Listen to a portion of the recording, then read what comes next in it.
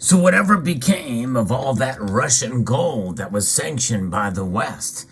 We'll find out in this video as we explore.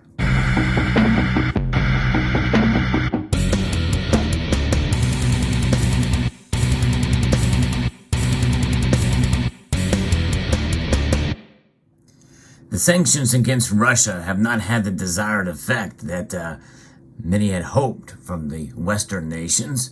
I'm going to be referencing an article that was sent to me by a friend that talks a little bit about what's happening and where Russian gold and whose hands it is on. But where did it go? That's what we're going to talk about here. If you don't mind, press that thumbs up button down below. It does help the algorithm. And I hope you will consider subscribing to the channel if you haven't done so already. This is coming to us from Money.com. Russian gold has been shut out of the Western markets, but little-known companies are now stepping in to help Russia's bullion find new buyers. Russian bars had become taboo after the invasion of Ukraine and were blocked by the Group of Seven nations and the European Union import bans over the last summer. That created a big headache for Russia's huge gold industry. Its own market can't absorb the $20 billion of metal mined each year, leaving the central bank or foreign buyers to take the rest of it. Now keep in mind, Russia is the second largest producer of gold in the world. So with that being said, you know, it's no wonder why they're going to have a hard time here. So these bars that have now been shut out of the marketplace are now having to find new places to go. There's dozens of logistics firms and merchants that are small players in the gold sector, and they've since taken over the Russian bullion trade, according to data from trade tracking from Import Genius, based on Russian customs figures for 6 months through the month of August.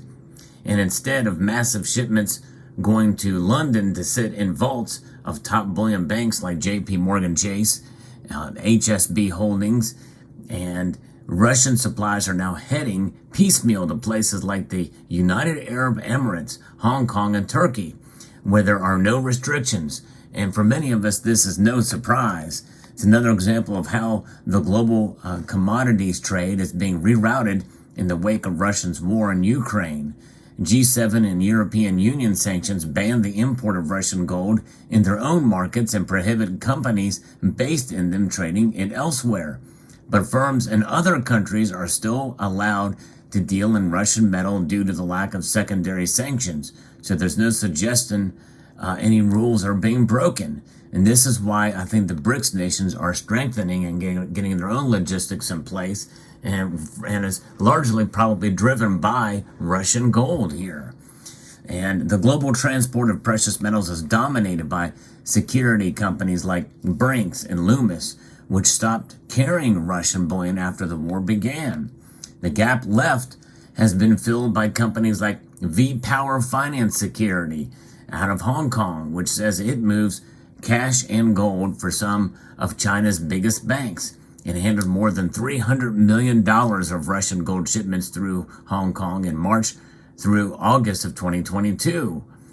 It's a fraction of the $1.2 billion of Russian gold delivered to JP Morgan in the first 2 months of 2022 alone, highlighting the challenge of selling big volumes immediately after the war began.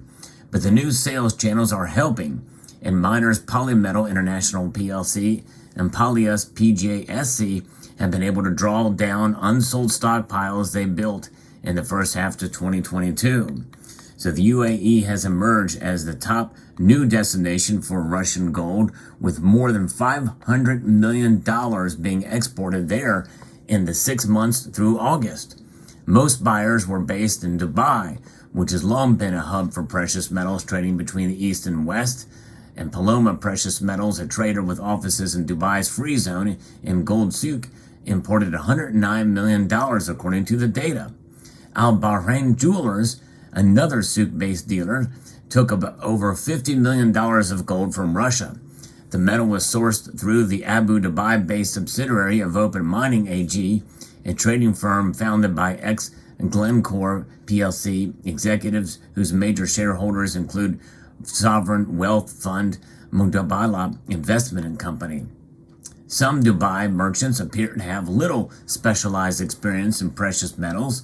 Activa Trading, which imported about $25 million of Russian gold in August, describes itself as a crop trader focused on the Black Sea region. So you can see how things are shifting around there with gold being moved in and out of these places in that region.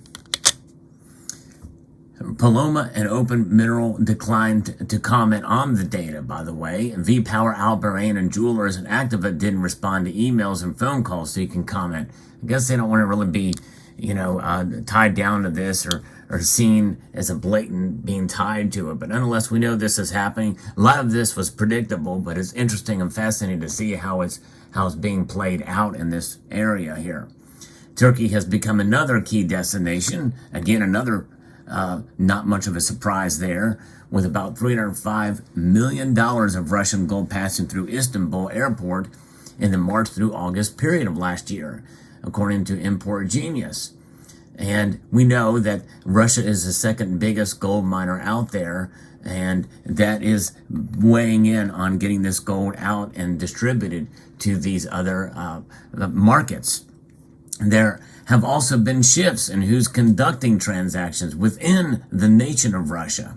The nation's exports were previously dominated by major lenders like VTB Bank, PJSC, and Sberbank PJSC, but sanctions on them have seen smaller banks take more control. Miners and refiners have started taking a bigger role in shipments too. The gap is going to be filled by these smaller banks, and I think that is the same type. It's the opposite of what's happening here in the United States. The bigger banks are swallowing up the smaller banks, and in in Russia, it's the opposite that's happening. The smaller banks are taking a bigger role in the in distribution of the gold there in Russia. So that's quite fascinating, I think, to see that kind of activity occur there. Russia's central bank has also been buying. It's been purchasing about 1 million ounces in the past year or so. 1 million ounces since the war began. This just goes to show you that Russia's has done more to accumulate gold in the lead up to the war, and they are continuing after the war. And this is something that has occurred as U.S. sanctions imposed on Russia foreign exchange reserves have spurred to seek alternatives to the dollar. And that's where we are at, alternatives to the dollar, as the West has done more to try to circumvent the ruble. And so far, it's really not had the effect that the West had hoped there. So gold in Russia is strong, and that is going to continue to be the case because gold in itself is strong. And gold is a metal that continues to defy nation states. It continues to defy ideologies. It does not react. It does not have an agenda. It is what it is and will continue to be what it has been for thousands of years. That's the very nature of gold. And all the thing that differs the gold that you see on your screen here is the stampings on the pieces and maybe a little bit of a purity differentials. You can tell a little color difference between the pure gold and the 22 karat gold. And that is kind of the only really thing that's different about the gold. Once it's melted down, it doesn't have a message. It doesn't have an agenda. It's only the people behind the production of and or the implementation of and the trading of the gold where you see the agenda start to play out. Gold is a very powerful and motivating force for central banks around the world, including the Russian central bank, as we have learned here, and they're going to continue to accumulate it. Sadly, here in the United States, not 1 ounce has been added to our stockpiles, and it's kind of sad because all these other nations are continuing to accumulate more and more and more. And so who knows? Our standing in the world is strong here in the United States, but we can't. It would be a fool to not understand and appreciate that we are heading in the other direction. We're not as influential as we once were, even just a few years ago. And I think a lot of that is due to multiple factors here. But nonetheless, we continue to press on here with individually, because I think that's kind of what it's about in the end. It's about self-preservation and wealth preservation for ourselves. That's where gold comes in. We'll continue to stack it and to hold it, just as the central banks do. I mean, J.P. Morgan once said that only gold is money. Everything else is credit. And so when it all comes down to it, the soundest of the money that's out there, above and beyond anything else, including any other metal, and that includes silver, that is going to be gold, folks. Gold is the ultimate form of money and a store of wealth. And this is one of the reasons why I've been accumulating it, more and more of it, over the past 5 years, running on almost 6 years now since I started doing it in about 2017. And I love silver as well, too. But what we're seeing in Russia and what we're happening and where all the Russian gold is going, it is evident to me that it is the right thing to do to accumulate and to hold on to gold. Let me know what your thoughts are in the comment section below. Hope you found this video informative, insightful, and educational. I would like to extend a multitude of gratitude to each and every one of you for taking the time to watch, and to encourage you to please rate, share, comment, and subscribe.